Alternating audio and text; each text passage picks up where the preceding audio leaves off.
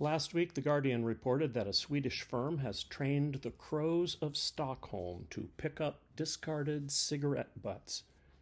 Not pet crows, wild crows. The crow picks up a cigarette butt, deposits it in a certain machine, and out comes a tasty morsel of something, presumably crow healthy, in exchange. This isn't the crackpot venture of a Swedish mad scientist. This is a serious civic project born of urgent necessity. Stockholm is drowning in cigarette butts. The Keep Sweden Tidy Foundation estimates that 1 billion cigarette butts are tossed on Sweden's streets every year, 62% of all Swedish litter.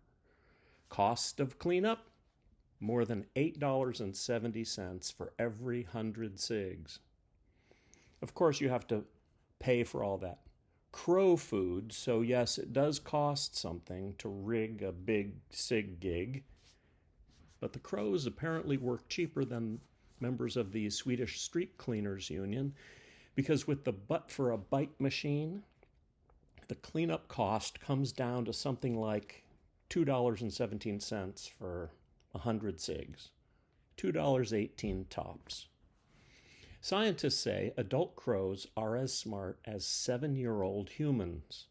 They not only learn to love the cig exchange program quickly, one crow will teach other crows. And there's no risk of them eating the cigarette butts because they don't like the taste, not even the menthol ones. The tragedy, of course, is that you can train crows to pick up cigarette butts, but you can't train people not to throw them down in the first place. Although depending on what kind of snacks the machine dispensed, I might be interested in serving as a test subject. Cheez-Its? I'm in. Or foie gras. The success of the Swedish crow cleaning crew obviously sets the stage for other applications. Here in Ipswich, we have plenty of crows, an enormous clan based in my own backyard. And I'd suggest training them to take snacks in exchange for greenheads, also midges, mosquitoes, and mice.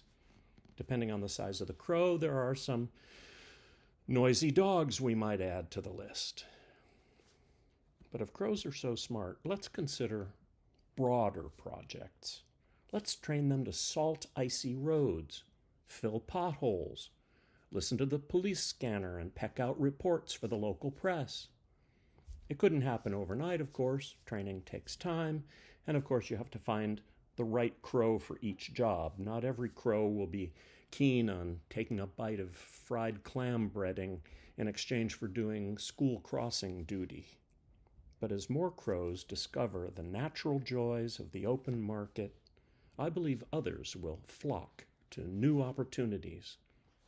And then, in any of these endeavors, as the birds achieve a certain skill level, they can free up our talented human workers to focus on more sophisticated challenges and activities too big and complex for crows, like tree removal and election monitoring and finishing my basement.